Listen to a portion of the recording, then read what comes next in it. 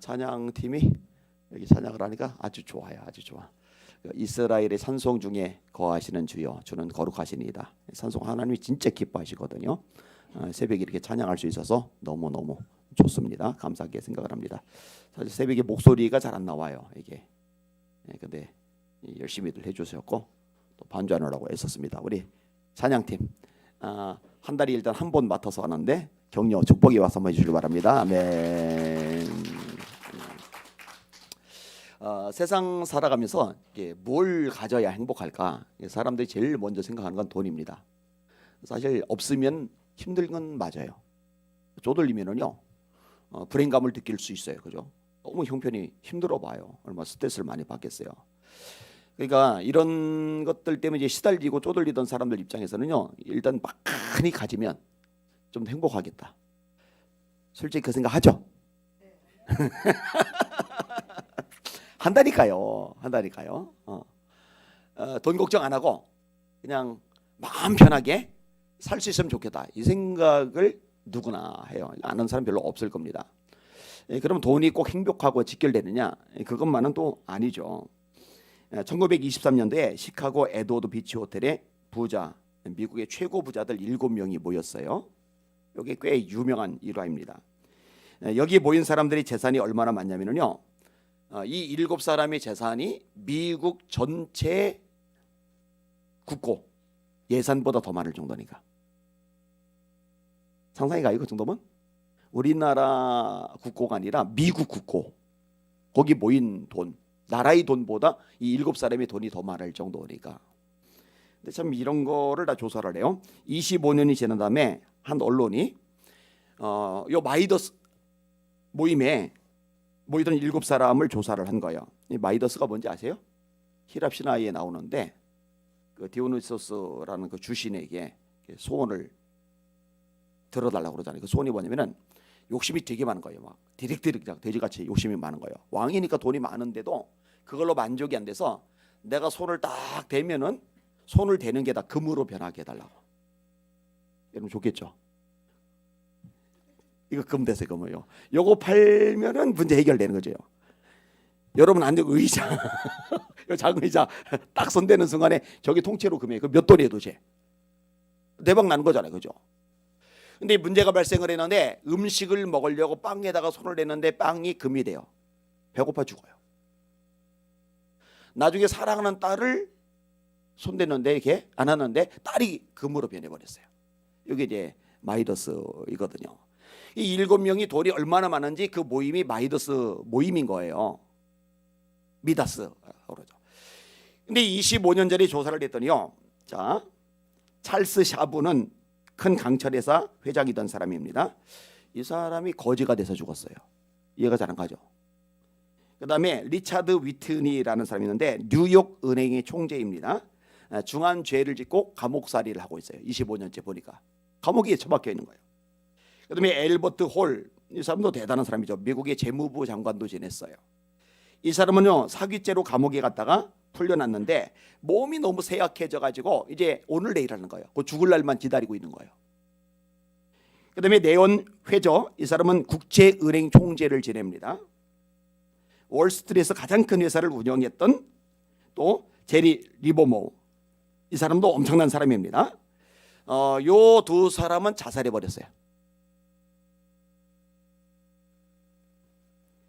그 다음에 이반 쿠버는 미국 부동산의 대표적인 거부입니다. 이 사람은 이제 자살을 시도했다가 죽지는 않았는데 목숨을 부지하기는 했는데 치료를 계속 받고 있어요. 근데 주변에 도와줄 사람이 돌봐줄 사람이 아무도 없어요. 제가 조선의 부자들이라는 책 2권을 예전에 읽었어요. 전지 궁금해서 잡식성이라 하여튼 이것저것 다 골라서 읽는데 이게 거기에 이제 조선의 대표적이던 부자들 이 2권의 분량에 들어가 있는데 그 부자들 중에 지금까지 이름이 알려지고 여러분이 기억하는 사람들이 없어요. 그 생각보다 영원하지 않습니다. 생각보다 오래 가지 않습니다. 그리고 생각보다 행복하게 산 사람들이 많지를 않아요. 그리고 후진국보다 선진국의 자살률이 평균적으로 더 높아요. 그러니까 업계에 너무 쪼들게 사는 건 힘들어요. 그렇지만 돈이 많은 게 행복하고 직결된다라는 이 공식도 조금 벗어날 필요가 있어요. 아멘 안 하는 거 봐요, 아무도. 예, 그만큼 이게 물질이 힘이 지대해요. 그러니까 예수님이 너희가 하나님과 바알을 겸하여 섬길 수 없다 이렇게 말씀 안 하셔요. 너희가 하나님과 재물을 겸하여 섬길 수 없다 이렇게 말씀을 하시죠. 같이 들기가 재래의 유혹이에요. 생활의 염려예요. 이게 다 돈 문제입니다. 자, 그다음에 뭐 어떻게 하면 행복할까?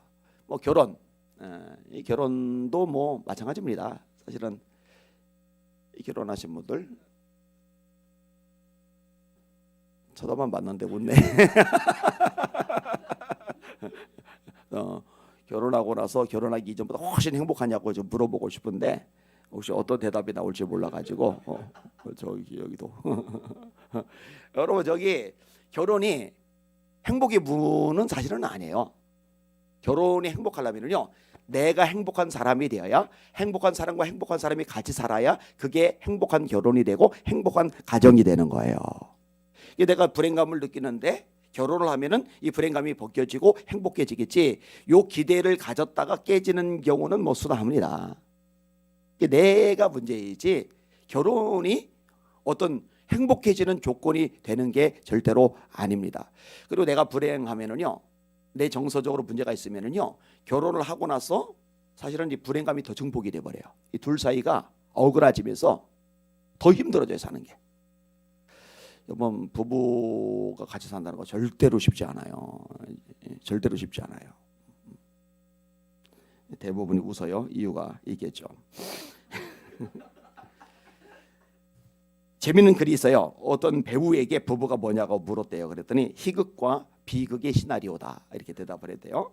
사업가에게 물었대요. 결혼이 뭐냐 그랬더니 위험한 투기다. 투기다.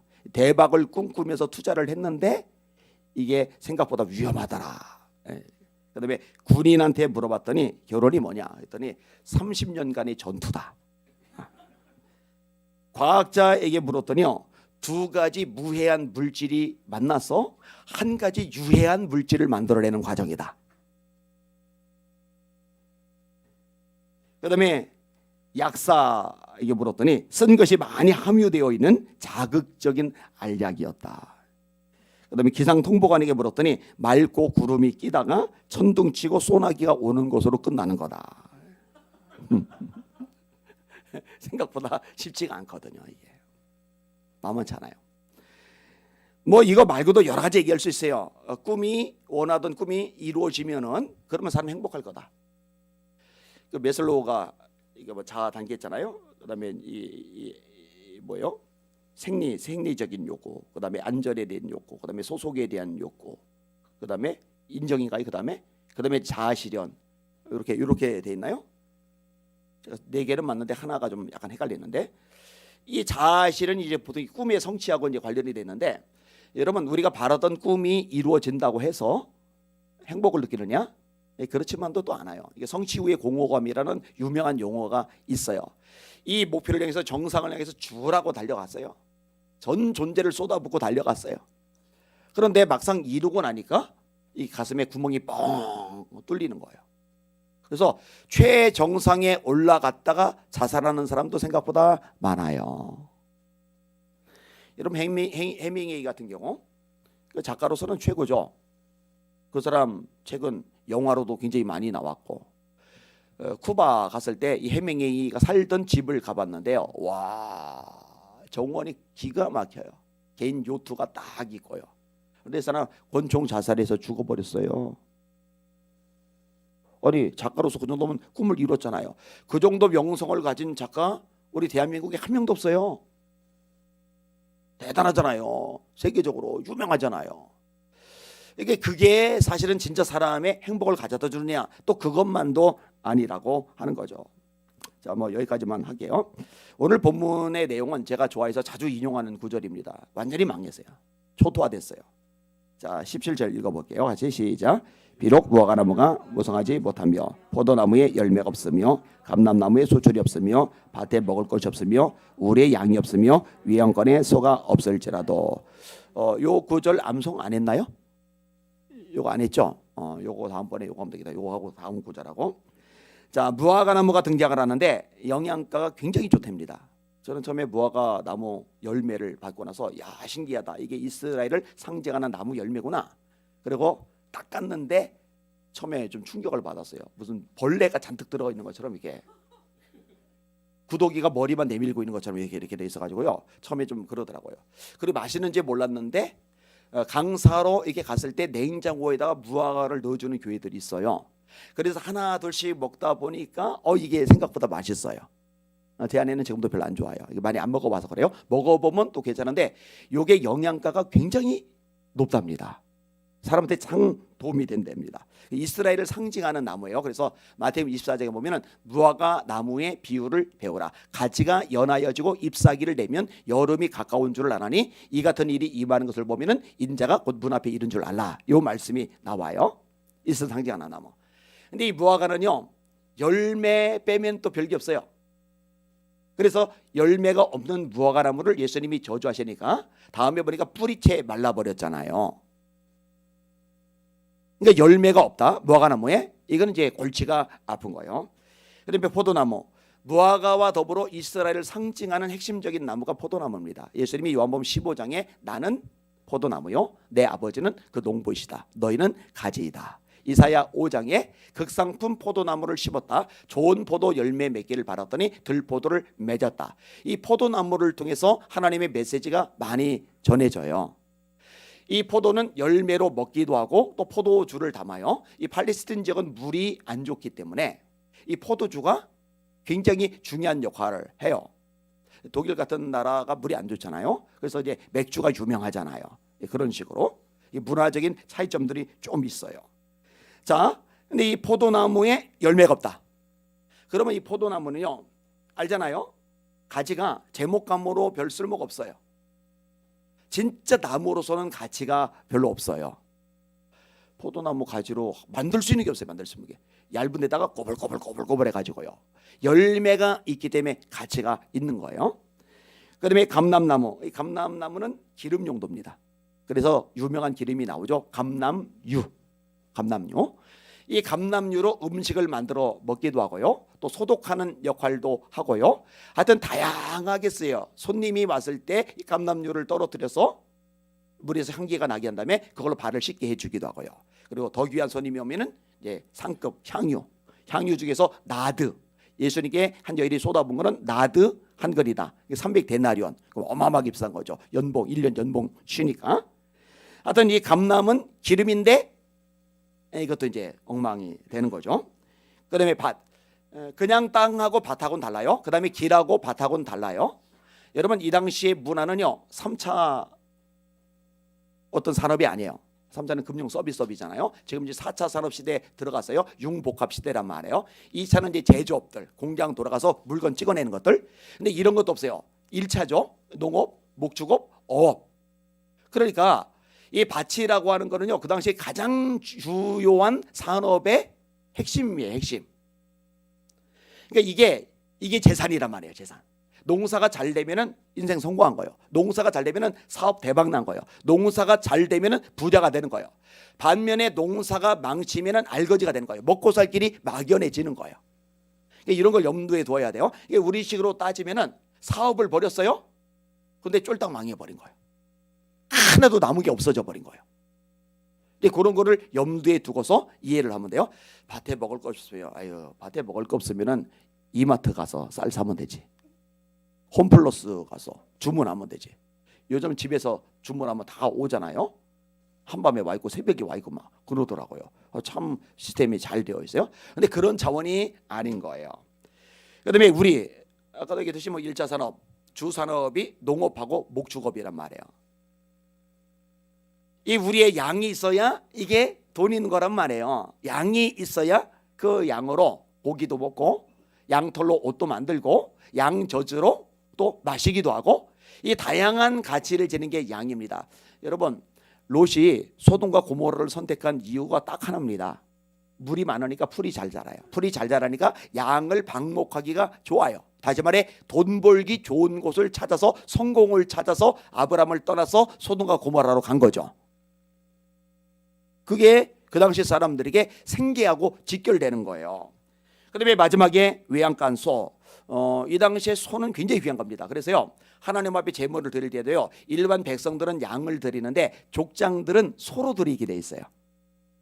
그리고 양을 드릴 형편단대는 아주 가난한 사람들, 어려운 사람들은 비둘기를 드리게 되어 있어요. 그러니까 양은 중간치, 이 비둘기는 가난한 사람, 그 다음에 이 소는 돈이 많거나 영향력 있거나 위치가 있는 사람들이 드리는 거예요. 그러니까 양보다 급이 좀 높아요. 뭐 지금도 그렇죠. 양고기보다 소고기가 더 비싸잖아요. 양고기보다 소고기가 저는 더 맛있던데. 양고기 우리 교회 청년들이 꽤 좋아하던데 저는 아직은 양고기 맛있는 줄은 잘 모르겠어요.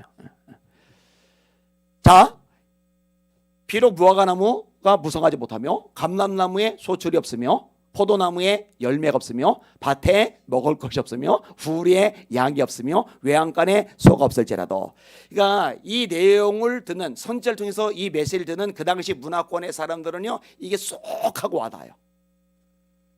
우리 경제 상황으로 연결하면 우리가 쏙 하고 알아듣듯이 말해요. 그러니까 완전히 망해버린 거예요.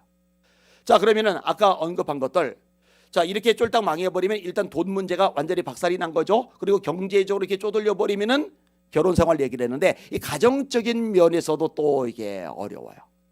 여러분 솔직히 여자들이요, 아내들이요, 남편의 경제력에 따라서 남편을 대하는 게 달라요. 다르다니까요. 목돈 팍팍 쥐어줘봐요. 여자를 되게 잘합니다. 영향 받는다니까요. 그런데 완전히 초토화가 된 거예요. 제가 그래서 아까 모세 얘기하잖아요. 40년 동안 일했는데 자기 양이 없어요. 여전히 처가살이를 해요. 아내 십보라 입장에서 남편 모세는 징글맞은 인간이에요. 이거 경제력 바닥, 생활력 없는 무능력한 남편이에요. 이게 우리가 쭉쭉 읽어서지 40년 동안 모세가 마음고생 얼마나 했을까. 와, 속이 아주 갈아졌을 겁니다. 그 과정을 거치면서 사실은 모세가 모세다워지는 거죠. 제가 종종 얘기했잖아요. 성경은 문자로 읽지 마시고 상상력을 동원해서 내 얘기로 대비해 보라고. 여러분 말이 40년이지 여러분 30살부터 생고생해서 70세까지 고생했다고 해봐요. 그럼 모세가 하나님 나는 아닙니다. 보낼 만한 사람 보내세요. 쭉 쳐져가지고 그냥 이거 이해가 가요. 누구라도 이렇게 될 수 있는 여지가 있는 거니까. 자, 이렇게 초토화됐는데 뭐라고 고백하느냐? 나는 여호와로 말미암아 즐거워하며 내 구원의 하나님으로 말미암아 기뻐하리로다.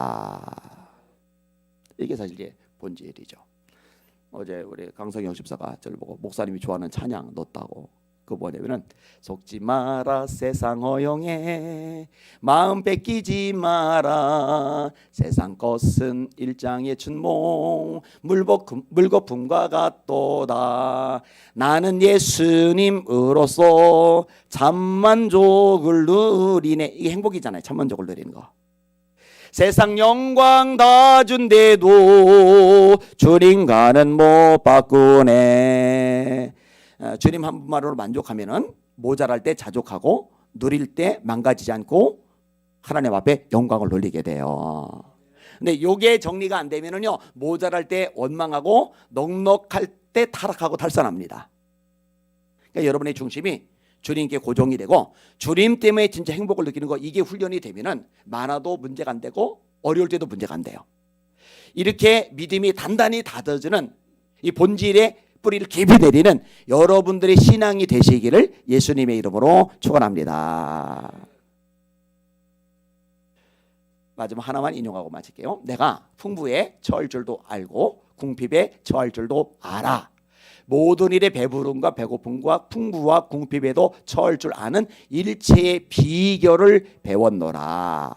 내게 능력 주시는 자 안에서 내가 모든 것을 할 수 있느니라. 하나님 그 능력 주시옵소서. 그래서 하나님이 축복해 주시면은 타락하지 않을 만큼 견고해지게 해주시고, 또 모자란 가정은 내가 훈련되고 다듬어지는 과정으로 알면서 자족함으로 지나가는 그런 제 신앙의 모습이 되게 하여 주시옵소서.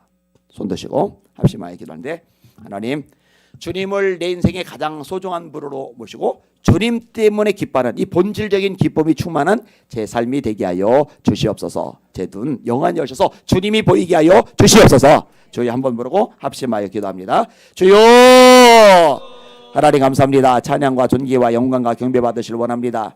하나님 세상살이 때때로 만만치가 않습니다. 우리가 원하는 대로 바라는 대로 뜻하는 대로 이루어지지 않을 때도 많고요. 실패도 많고요. 하나님 쪼들릴 때도